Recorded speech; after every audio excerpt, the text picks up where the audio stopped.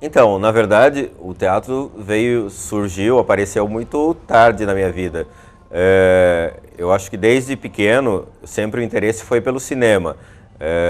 Eu já via filmes mesmo antes de saber ler e a fascinação, a aproximação era com esse mundo de faz de conta, mas do cinema. E nunca tinha pensado na possibilidade do teatro, nunca tinha sequer assistido uma peça mesmo, nem com a escola. Aí em 76 eu vi um anúncio no jornal de um curso que a Federação de Teatro, a FETABAS, que existia, que não existe mais, estava promovendo pela prefeitura, que era gratuito e que ia se montar uma peça. Eu falei, bom, não é cinema, mas as pessoas estão lá, estão representando, vou lá para ver como é que é.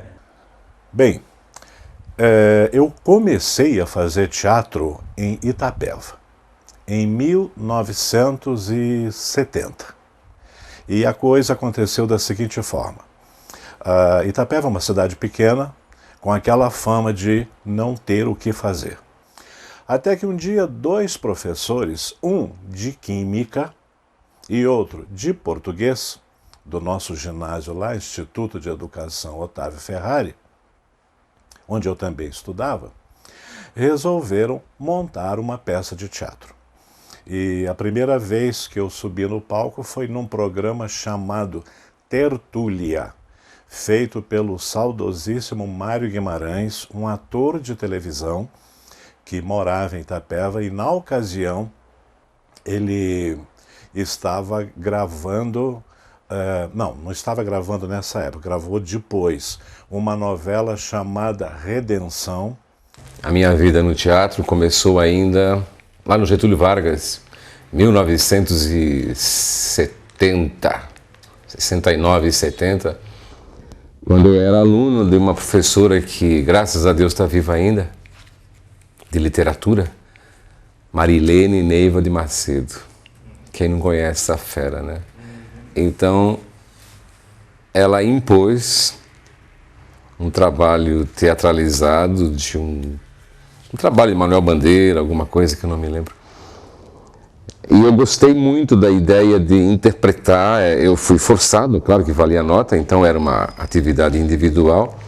E depois que eu fiz essa apresentação lá na frente, coisa que eu não estava acostumado, que eu sempre fui assim, uma pessoa retraída, tímida, né? E ela aplaudiu, pediu para repetir para as outras turmas, e aquilo foi um clique. Ela falou, você tem alguma coisa que precisa desenvolver, como se fosse mediunidade, alguma coisa assim. No mês seguinte, eu me lembro que ela propôs a montagem de uma peça chamada Spec, um fantasma camarada, não sei quem é o autor. Aí nós fizemos lá no próprio Getúlio Vargas e eu fui revelado como um comediante. Olha, precisamente quando eu tinha por volta de uns 16 anos, que eu tinha visto algumas peças aqui em Sorocaba, muito pouca coisa, e assistia muito teatro na televisão, que naquela época tinha, né, a TV Tupi, mais a TV Tupi, a TV Excelsior, tinham programas voltados para teatro, né, além das novelas. Então, isso influenciou bastante, né? Então foi por aí, por volta dos 16 anos. Desde criança que eu tenho essa curiosidade, tendência que eu tive, né, para o palco.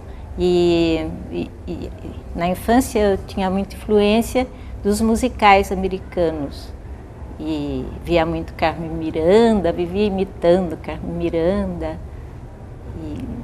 Eu estudava no Conservatório João Batista Julião, que ainda existe esse conservatório. Eu estudava música, fazia acordeon clássico. E como tinha balé, eu também me matriculei lá no balé. E aí eu já tinha uns 13 anos, assim. Mas foi rapidinho, logo fiquei assistente da professora, tudo, né? Porque eu levava muito a sério. Eu gosto do teatro desde criança.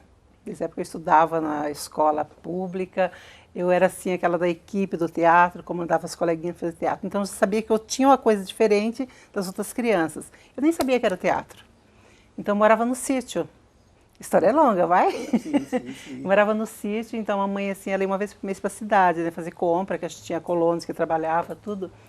Então eu reunia toda a criançada dos filhos dos colonos para brincar de teatrinho na minha casa, que eu falava de teatro, de novela, que eu não sabia que era teatro, via novela de rádio, falava novela. Então eu pegava os lençóis da minha mãe, fazia cirquinho, pegava as roupas, distribuía os figurinos para todo mundo, aquelas roupas imensas, que minha mãe era grandona, a gente era pequena, e inventava os textos e fazia cirquinho, brincava de circo. Então, desde essa época eu já gostava disso.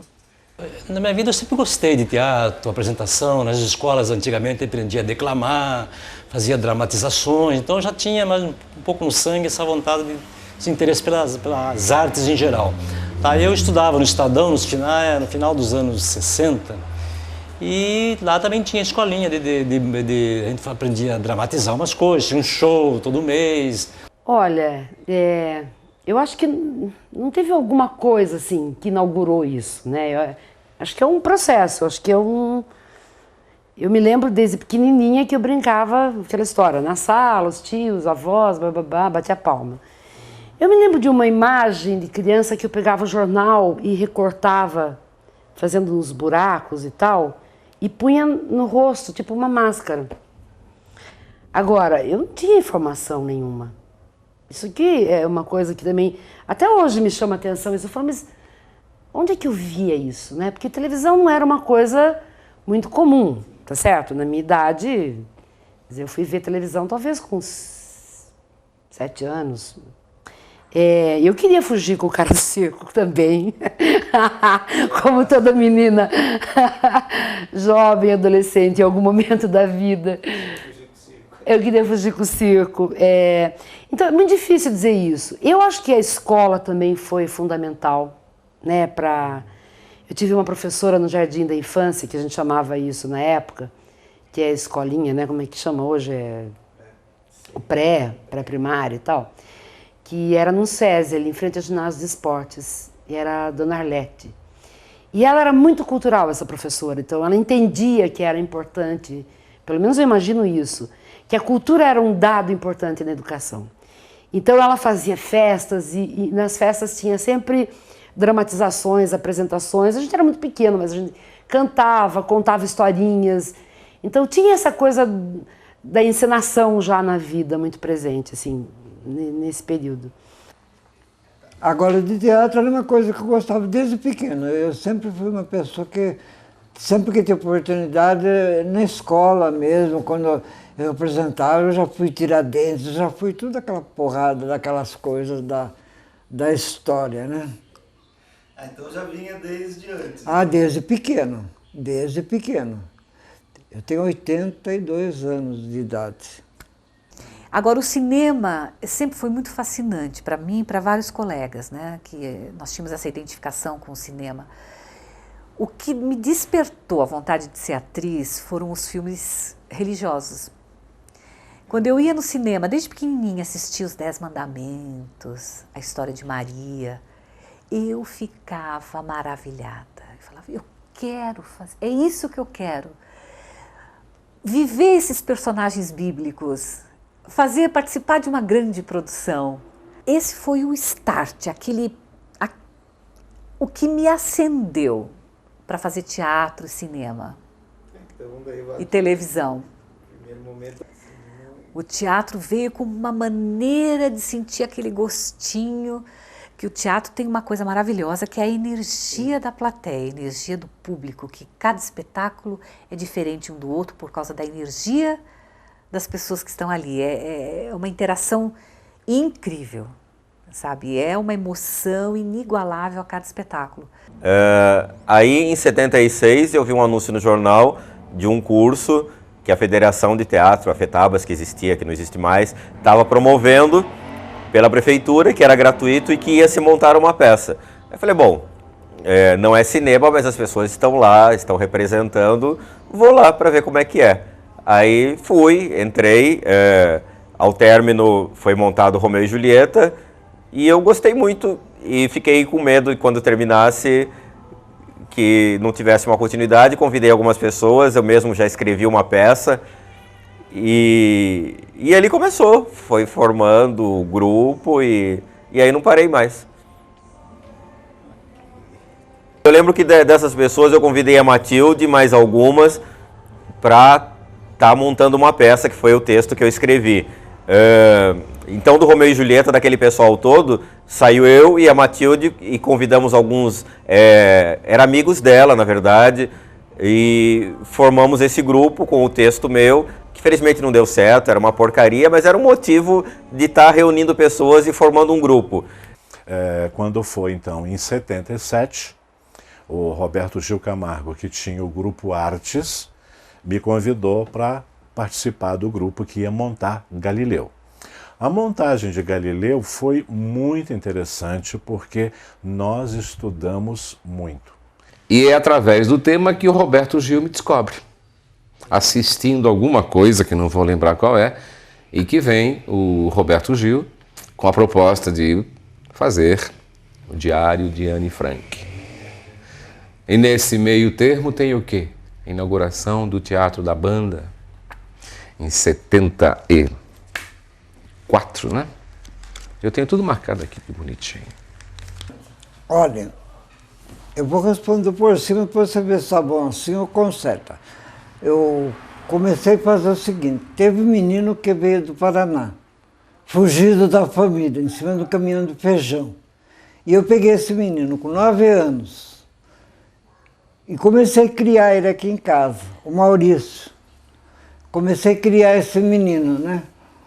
E daqui a pouco o Maurício aparece para mim, diz assim, eu fui convidado pelo Gil de fazer uma peça com o Gil. Eu falei, fazer o quê? Vou fazer um cara maconheiro, punk e tal, não sei o que lá, está dentro do seu riscado. E comecei a trabalhar o Maurício. Então, primeiramente, eu comecei a fazer a roupa dele, daí fui trabalhar com o Gil.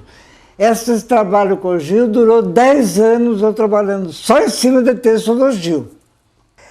Quando eu ouvi no rádio um anúncio do Fábio Luz e da Mônica Minelli, abrindo uma escola de teatro e fazendo testes para a peça O Diário de Anne Frank, que seria dirigido pelo Roberto Gil Camargo. Eu morava ali pertinho, saí, na mesma hora eu fui correndo, conversei com a Mônica Minelli, com o Fábio Luz, marcamos o teste com o Roberto Gil Camargo e entrei para o elenco fazendo a irmã da Anne Frank. E foi um grupo tão unido, tão forte, criou-se uma irmandade, uma fraternidade tão presente que depois desse projeto a gente começou a pensar em outros e nós não paramos mais. Quando eu conheci o Roberto Gil Camargo, que já estava escrevendo os primeiros textos de teatro, então ele me convidou para participar da primeira peça que ele montou, que foi Otimismo em Primeiro Lugar, que era uma comédia de costumes assim, e que ele escreveu e ele dirigiu, e eu fui trabalhar nessa peça. E aí entrei no Grupo Artes, que foi o grupo que eu mais participei, na verdade. Então, com o Roberto Gil, acabamos fazendo várias peças em sequência e acompanhei o grupo tinha até carteirinha dos atores, tinha uma atividade paralela de debates sobre ideias. O Gil gostava muito de tropicalismo, gostava muito de Celso Martinez, Correia, de toda aquela efervescência cultural da época que nós, adolescentes, adorávamos aquilo. Estávamos vivendo aquele momento muito especial da cultura nacional e o teatro era um canal de aproximação das pessoas que tinham ideias desse tipo e de expressar também nossas ideias, nossa revolta que nós pensávamos na época. Então, foi com o Roberto Gil, no Grupo Artes, que eu tive meu início e acabei gostando. Aí um dia, já aqui em Sorocaba, já passaram-se muitos anos, né? Saiu o teste, no jornal, teste para montar Romeu e Julieta. Então, essa época eu morava no Trujillo. Falei, olha que interessante, né? Mas sempre fiz teatro na escola, sempre esse era teatro amador, que era a direção da Elvira Gentil, Vladimir Capella, né? Daí fui lá, fiz minha inscrição, povo imenso. Daí terminei passando no teste para fazer coro e fiquei feliz porque tive uma fala, assim, ela atribuiu uma fala para mim que era Morros Montecchios, que era do lado dos Montecchios, da família Capuleto. Então eu era contra, né? Então eu já fiquei feliz, nossa, ia ter uma fala no teatro. Então, meu teatro amador começou aí, a partir daí, né? E quando terminou, daí a gente montou um grupo, que até o Mário Pércio, que é meu atual diretor, né? Também fez esse teste, trabalhou também nessa peça. E nós montamos o grupo Teatral Gente. Né? Ficamos vários anos com gente, onde tinha o Beto Puglia, o Jonas, a Cida, o Mário e eu. Daí um dia esse grupo acabou. Daí o Mário fundou a companhia. Agora, quando vem a coisa da atriz, também no gabinete, o Mantovani falou que tinha um grupo de teatro que estava a fim de montar uma peça. E se eu não estava interessada em participar, que talvez ele fosse fazer também. E era o grupo Maré, o grupo do Celso Ribeiro, com o Gil, né, o Armando de Oliveira Lima. Aí vem a Cristina Labronice, o Ademir Feliciani. E aí nós montamos um espetáculo do Sartre, o Existencialista. O existencialismo era combatido nessa época, para quem era de esquerda. Mas a gente fez assim mesmo, e era o Entre Quatro Paredes, que foi meu primeiro trabalho, dizendo, formal, dentro de um teatro formal, como atriz, no palco, com diretor e tudo mais. É formal no sentido do teatro formal, né? Ele tinha, porque era um teatro dentro de um palco italiano, a gente estreou no Getúlio Vargas. E um grupo que chamava Dança Expressiva Folclórica. Inventei esse nome porque não tinha essas leis de incentivo que tem agora, mas a comissão de folclore existia e dava verba para quem fazia criações, muito mais do que a Secretaria de Dança, né? A Comissão de Dança dentro da Secretaria de Cultura. Então, com esses atores, eu passei a compor coreografias e eles se apresentavam. E foi muito assim a técnica dos atores, né? Para o teatro. Eles passaram a ter corpo. Um exemplo disso assim foi o João Batista, que era um ator muito retraído, assim, tímido, a voz não saía bem. Aí ele passou a fazer dança, mas foi assim um estouro, né? Da noite para o dia. Nessa época entraram também o Mantovani, deixa eu ver, o Denilton Gomes, que logo assim foi uma revelação, né? Na dança, era uma coisa assim muito diferente. Dança por causa do teatro, era isso que acontecia.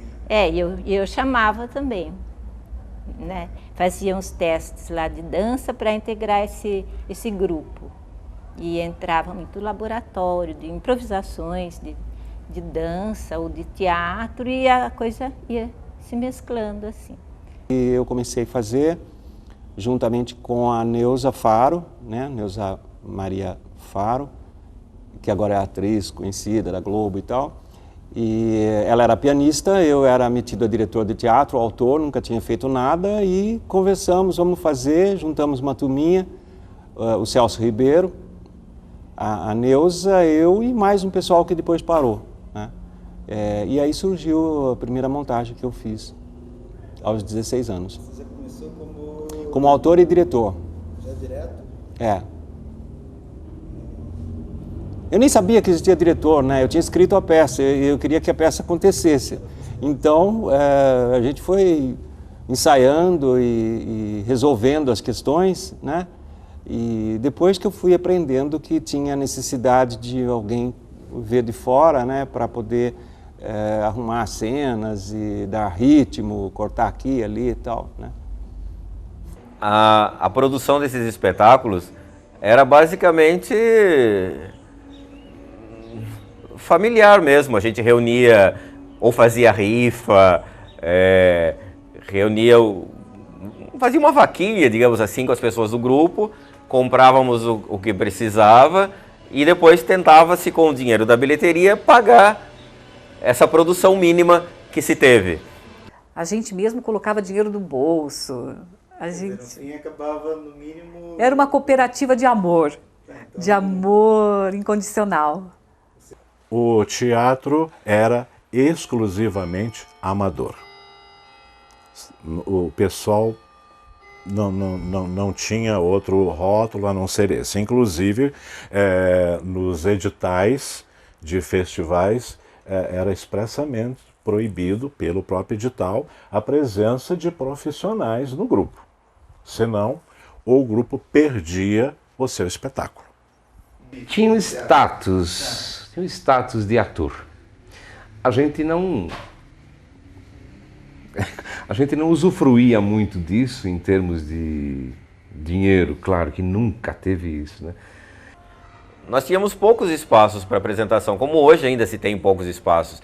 Tínhamos o Teatro da Banda, ali na Francisco Scarpa, que o grupo do Gil meio que administrava e também se exibia lá. Aí nós descobrimos que a banda Carlos Gomes estava passando por uma série de dificuldades e fomos lá conversar com eles, porque eles tinham um espaço. Aí nós subalugamos, transformamos a sede da banda Carlos Gomes no Teatro da Banda, reformamos, todo mundo colocou a mão na massa, com o maior amor, maior carinho, suamos a camisa, mas com gosto, com idealismo, com prazer, e transformamos aquilo num teatro gostoso, intimista, mas perfeito, totalmente equipado, um teatro de verdade. Tinha o auditório do Getúlio Vargas. No finalzinho dos anos 70, acho que 78, inaugurou o Fantoche, que foi um teatro particular do Fontana. O municipal só veio muito tempo depois, acho que na década de 80. O SESI ainda não tinha teatro. Era basicamente isso. O Getúlio Vargas, mas o Getúlio Vargas também era bem precário, porque ele tinha uma muretinha na frente. Não sei se você lembra da era das muretas. Então, tinha uma muretinha que não deixava enxergar os pés dos atores, certo? E aquilo era um problema, certo? Até que depois fizeram aquela reforma, né? Uma das paredes do prédio caiu com uma chuva que deu, então aproveitaram lá e reformaram, ficou como está. Inauguramos em grande estilo, com a banda tocando, descendo a São Bento, todo o centro da cidade, e nós atrás com cartazes e faixas dizendo: agora Sorocaba tem um teatro, o Teatro da Banda. Os figurinos, as roupas, os objetos, nós levávamos coisas de casa e os comerciantes às vezes emprestavam algumas coisas, faziam patrocínio, e com isso a gente conseguiu manter o Teatro da Banda. Porque nós cobrávamos preços populares, porque o nosso objetivo era ter a casa cheia sempre, era divulgar a arte. Nós tínhamos também muito empenho na publicidade. E, olha, nós sempre tivemos as portas abertas da Rádio Cacique, Rádio Vanguarda, Rádio Clube, o Diário de Sorocaba, o Cruzeiro do Sul, os bombeiros, não posso esquecer de falar dos bombeiros. Olha, eles sempre nos apoiaram, a gente ia com um caminhão de bombeiro ajudar, os bombeiros nos ajudando a colocar faixas nos grandes viadutos da cidade. Nós tínhamos sempre um público bastante fiel. A época universitária era uma época efervescente, o público universitário era um público bastante participativo, né? Funcionava bem, tinha um bom público. Também não haviam temporadas muito longas, né? Mas tinha um bom público. Não vou dizer para você que a gente procurava exatamente profissionais, que a gente não tinha recursos para isso, e em Sorocaba também não havia.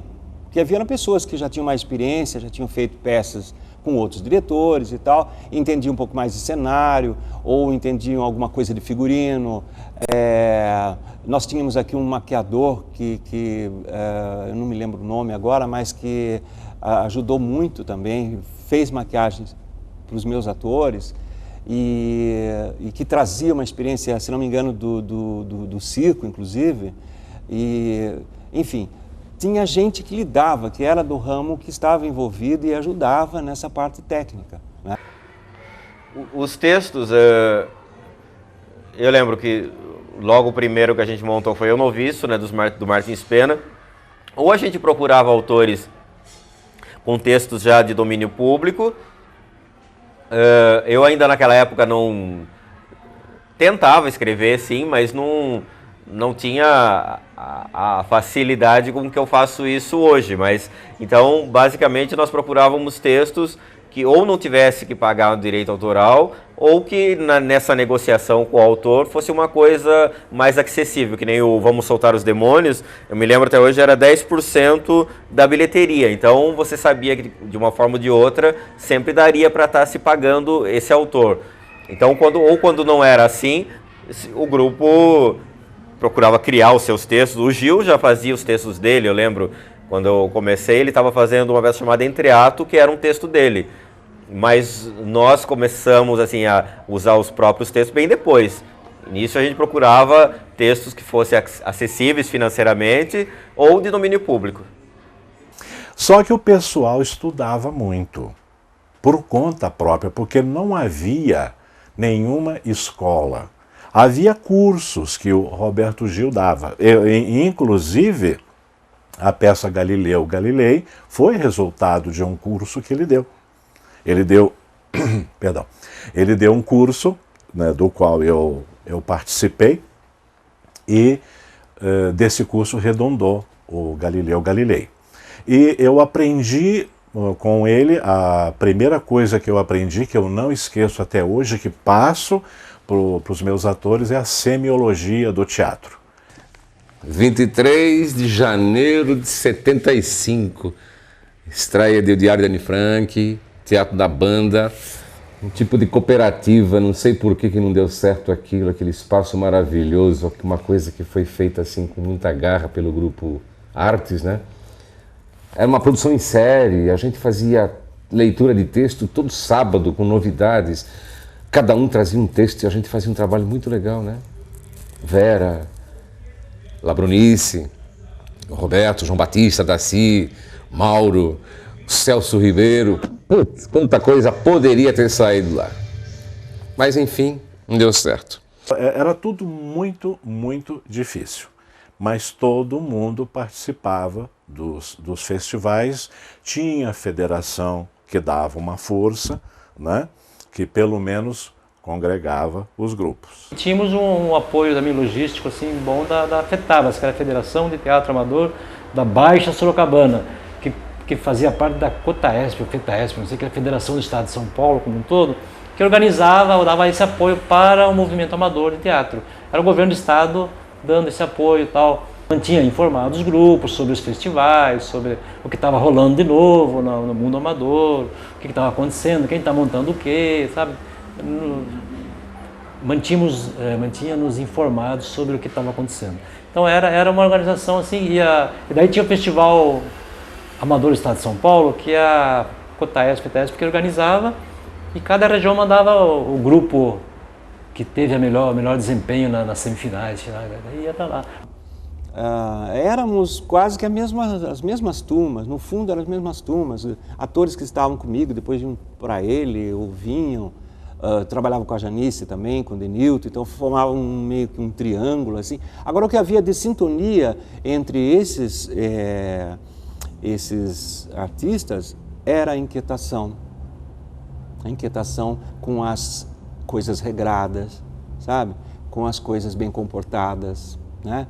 Com as coisas cegas e mudas. Então, tanto o meu modo de fazer como o modo do Mantovani fazer era um modo de romper contra uma convenção, ou uma convenção estritamente formalista, estética e tal, ou um rompimento com uma linha mais popular ou mais diretamente política, mais engajada, que é a que ele mais fazia, né? E eu gostava muito do que o Gil fazia, que assim, ele já apareceu, digamos assim, com 17, 18 anos, e talvez por ele não ter referências e havia ele gerava suas próprias peças e achava assim bem ousado e diferente isso, e eu fazia mais o meu estilo. E o Mantovani também, ele tinha muitas ideias, assim, né? E ele tinha a linha do Grotowski. O que se fazia nessa época era um teatro tecnicamente muito bem feito, né? Dentro dos moldes tecnicistas e tecnológicos da época, em termos de iluminação, de cenário e tudo mais, mas era muito bem feito. E isso me marcou muito, né? E eu trouxe isso para o Grupo Artes, mesmo fazendo peças, às vezes, um pouco fora da literatura, né? de textos que eu mesmo escrevia, ou que a gente mesmo produzia no grupo, mas sempre nós demos muita importância a este respaldo técnico, esse acabamento, né, no trabalho, em todos os níveis, desde iluminação, cenário, figurino e principalmente interpretação de atores. Que depois surgiu a linha do Mantovani, o teatro experimental. O Mantovani sempre gostou mais de fazer teatro experimental, que já era um estilo um pouquinho diferente do nosso, mas mesmo assim a gente respeitava e acabava trabalhando junto em alguns espetáculos. Eu deixei o grupo e daí, pela primeira vez, eu fui fazer uma coisa que foi o Bolero, a primeira montagem que eu fiz do Bolero, que dos 10 prêmios eu ganhei 8, né? Do Prêmio Nacional Brasileiro.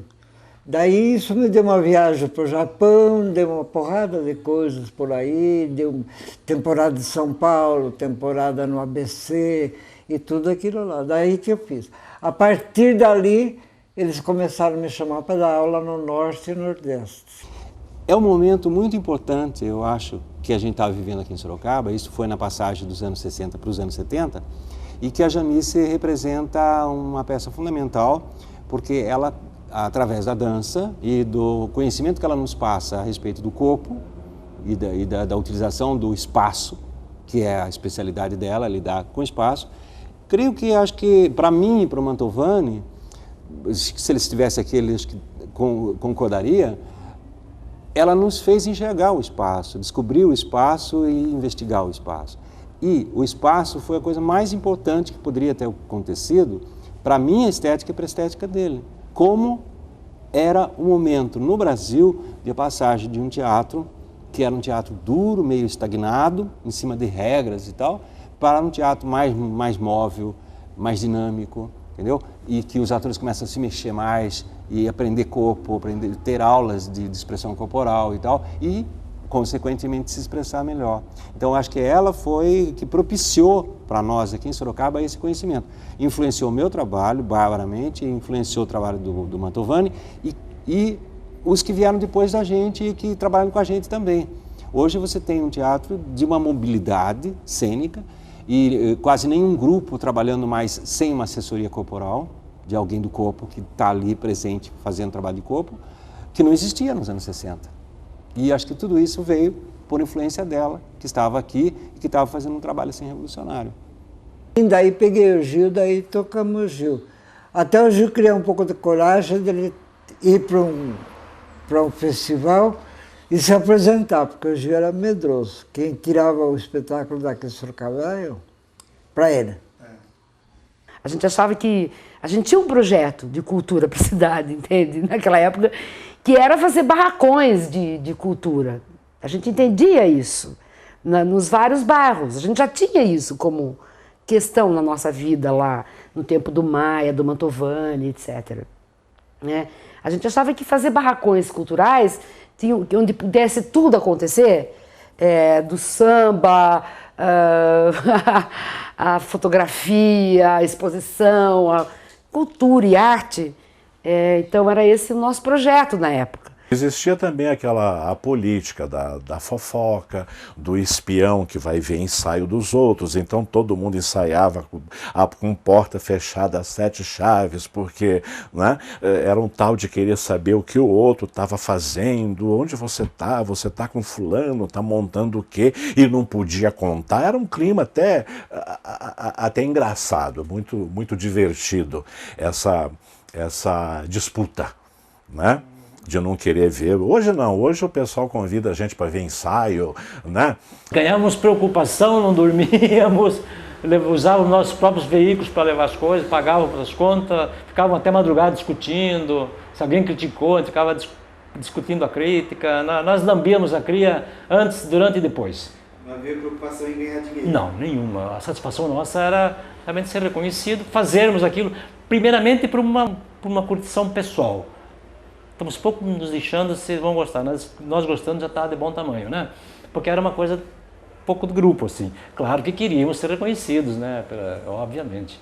Mas a satisfação nossa era levar o espetáculo, ser bem aceito, ser aplaudido, ser comentado, virar assunto, né? Nas mesas. Ser lembrado. leio bastante, mas na época não era pessoa desinformada mesmo, alienada totalmente. E fazia teatro mesmo assim, entendeu? Ia e dava certo.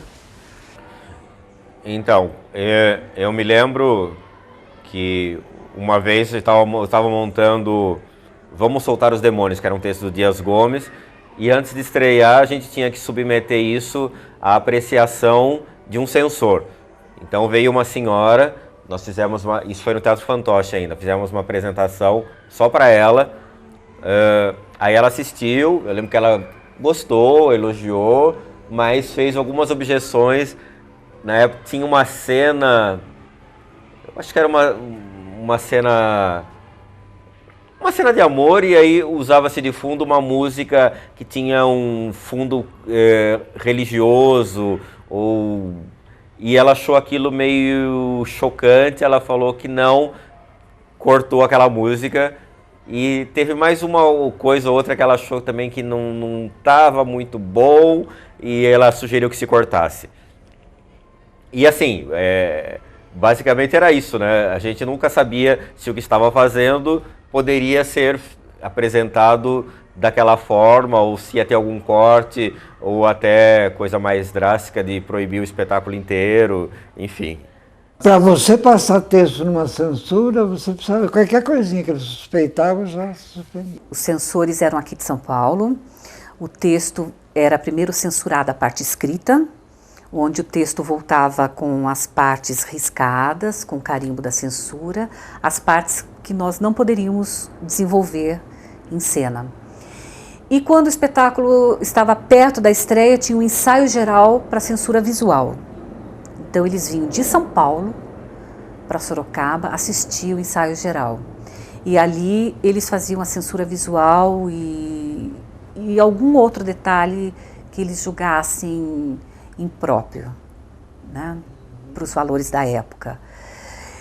E a gente sempre acabava dando um jeitinho, porque, embora fosse muito difícil enganá-los, porque os textos de Sartre, Entre Quatro Paredes, nós pulamos uma cena e a censora depois, na conversa depois do espetáculo, falou, olha, tem uma parte que eu sei que vocês pularam, então eu gostaria que vocês voltassem para o palco e fizessem, que eu quero ver como vocês ensaiaram.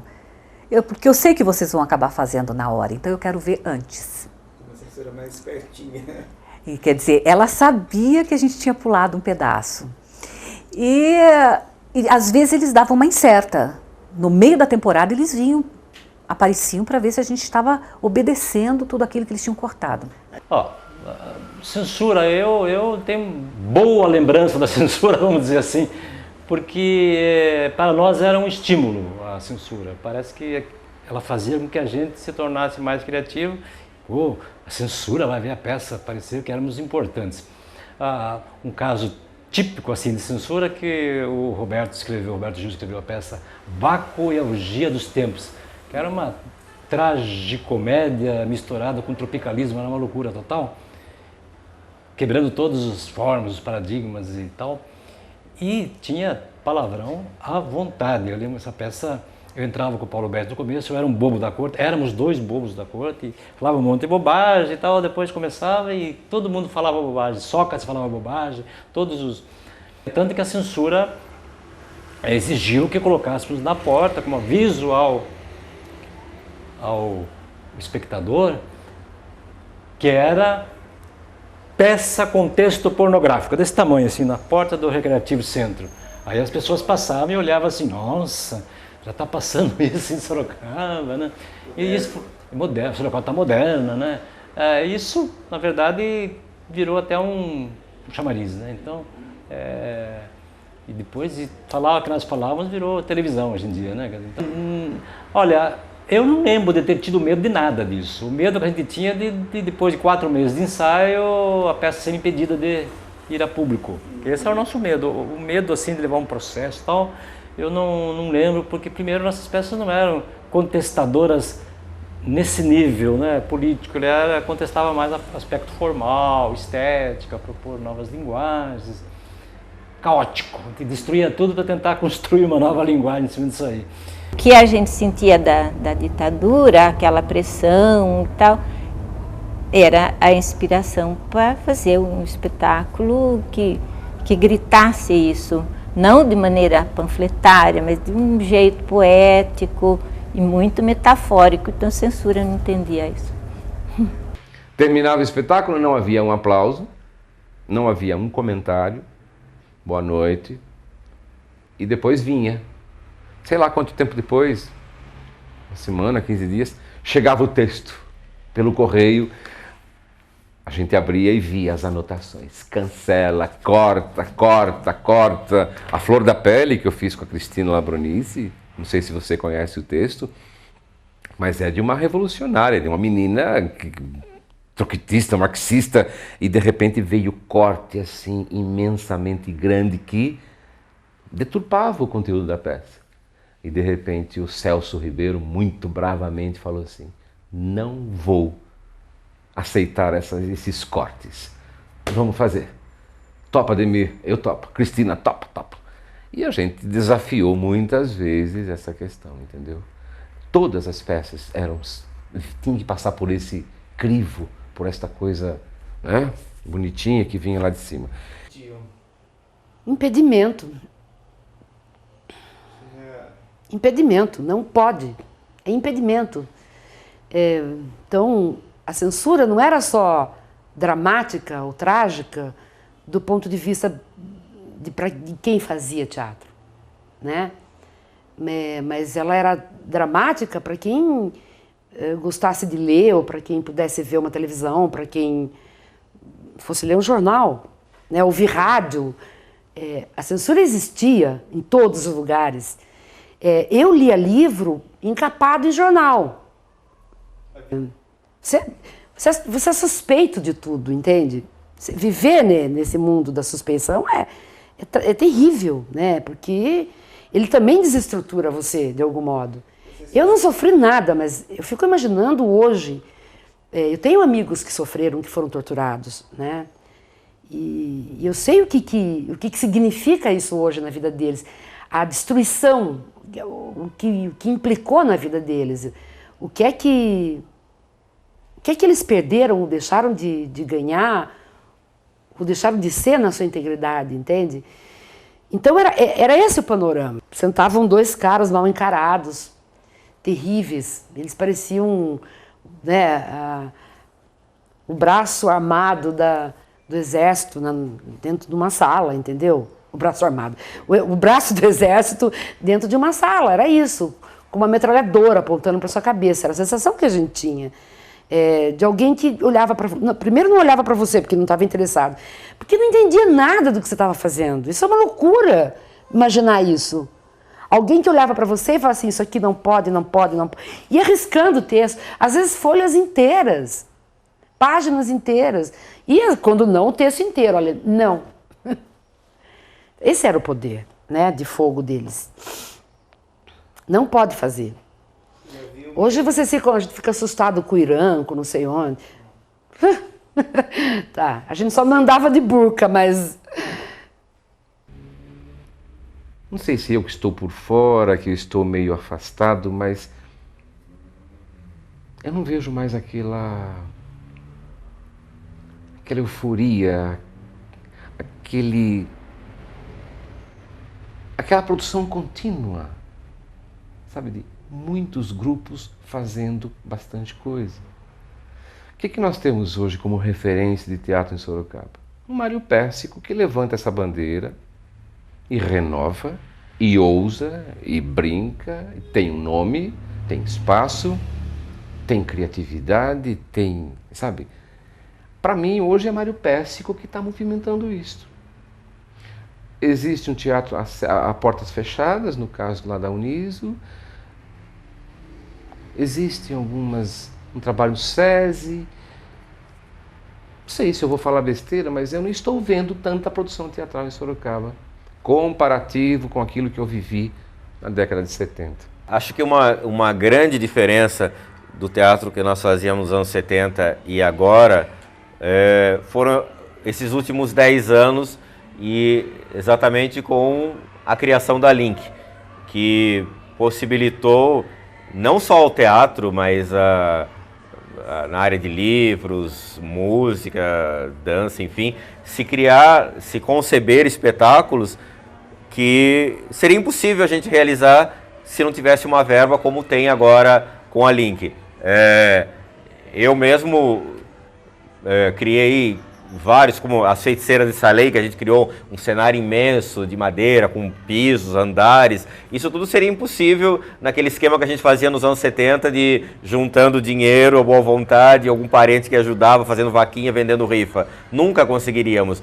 E figurino e toda a produção final, os folders, os panfletos, os programas que se entregam para a plateia, cartaz, figurino do elenco, pagar uma pessoa para pensar isso, figurino, para fazer desenho de luz, tudo isso era impossível há 10 anos atrás. E aí eu acredito que a grande diferença hoje é isso. A Link deu essa possibilidade de ter uma produção mais profissional, no sentido de bem acabada, não só para o teatro, mas para todas as áreas envolvidas que ela abrange, né? Então é isso, gente. Beijo, beijo.